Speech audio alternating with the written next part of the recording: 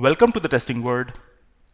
In previous session, we have seen how we can start data-driven testing. So previously we have defined our data source, integrated the data with our test step. But previously we have seen it was not executing our test case with the multiple data. So how we can do that? Okay, let me just go to my project and I'll start with data-driven with Notepad. So if you remember, we have set data-driven.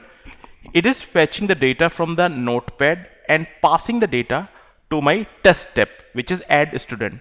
But if I'm executing it as of now, it will execute only with the first data. So it is executing only one time with the first data. But now my question is, I want to execute my test case with all the data which are coming from Notepad. For that, we have to run a loop, and there is a step, we call it data source loop test step. So as I add data source loop, what is the name you want to give? I'll just keep it the same name. Now step is added. We have to define some configuration here on the data source loop. I'll just go there. I'll just double click on this. So it is asking for which is your data source. So if you remember, my data source step name is fetch data from the Notepad. I'll just go here in the drop down and select it. Okay. Once we selected, it will check how many data is coming from the data source. So if you remember, in this data source, we integrated with the Notepad, and from the Notepad, maximum 10 rows will come. So by this line, it will easily understand how many times it should run a loop. So if we are getting 10 data from here, the loop is going to execute 10 times. Okay. When we execute loop, there is a starting point of the loop and there is an end point of the loop. So end point will always be this data source step. But what is the starting point? So I'm saying starting point is this add student. I'll just go and select it. Click on OK. So that settings is done. Now how it will execute? If I execute this, how it will execute? So let me show you. When we execute this test case, this line will execute only once, or I'll say this step will execute only once, which will fetch all the data. These two lines is the part of the loop. So I'll say these two steps are the part of the loop. These two steps are going to execute in the loop 10 times. Let me show you. I'll just go to the test case. It shows the loop is starting from here till here. Okay, let's try to execute. If you notice, that is executing multiple times. If you want to check it, you can just go to the transactions log, and here you can see how many times it executed. Okay, let me just show you here. It shows, first of all, it is executing a test case. It goes to this step, fetch data from Notepad. That is executed one time. Then it execute add student, data source loop. So that is the iteration 1. Again, if you can check it here, it is executing add student, data source loop 2, add student, data source loop 3. So if you notice, only these two steps are executing 10 times. Okay, if you want to check every time what data is used. So first time when this add student is executing, just click on this. It is using fname1, mname1, lname1 and date of birth. Okay, let's check it again. Now I'll click here on the arrow. Next time when that step execute, it use fname2, mname2.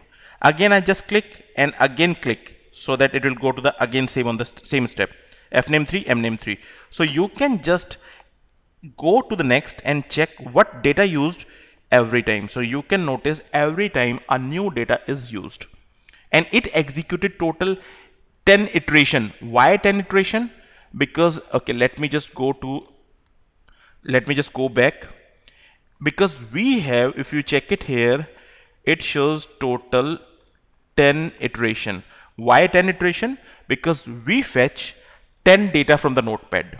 So it executed 10 times. So here you can notice, with the help of the data source loop, now we can go for data driven testing, because before we are using data source, but use of the data source is to just fetch data from the file But if you want to use the data, we'll have to run data source loop. There is an interview question as well. What are the two steps which works together only? So if you can see, this data source and data source loop will work only together. If you use only data source, it is not doing anything. If you use only data source loop, it is also not going to do anything. So the point is, these are the two steps which will be used together every time. Okay, one more thing I want to show you. If I add a delay, I'll just go here and add a delay of 2 seconds. Can you tell me how many times this delay is going to execute? I would say as of now this delay will execute only once. Why? Because if you can see, this delay is not the part of the loop. Why? Loop is started from here till here. Let me just execute it one more time. I'm just executing it. So you will notice there's no delay over here. You are getting delay only one time at the end. Why we are getting only one time? Because that is delay step is not the part of loop.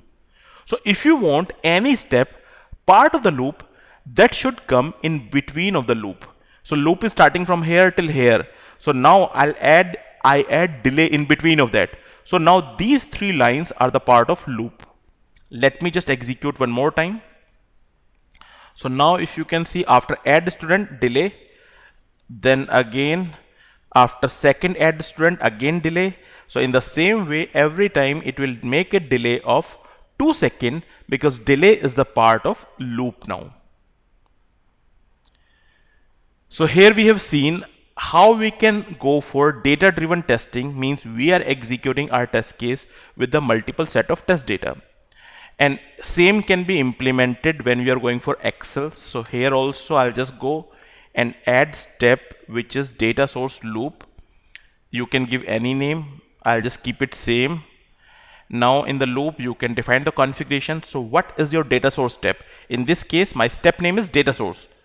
That is the step. What is your target step? Means from where you want to start execution. I want to start execution from add student. Okay. Now if you execute, it start executing with the different set of test data which is coming from Excel. You can check it here, transaction logs. So it is executing data row 1. In the same way you will get data row 10. So it is executing with the 10 different data. Now same you want to implement here. So again the approach is same. Data source is different, but data source loop is same for different data source. So again, what is the data source? This add. Now if you execute, it will execute 2 times. Hope you remember we have defined 2 data in our data source here. So that was a 2 data. Let me just go and check how many times it executed. So it executed data source, data row 1 and data row 2. So now we have implemented data driven testing end to end. Means we are fetching the data from the different data sources, then using the data while running our steps. So here we have seen how we can go for end-to-end data driven testing. That's all we have for this session. Thanks for watching this video.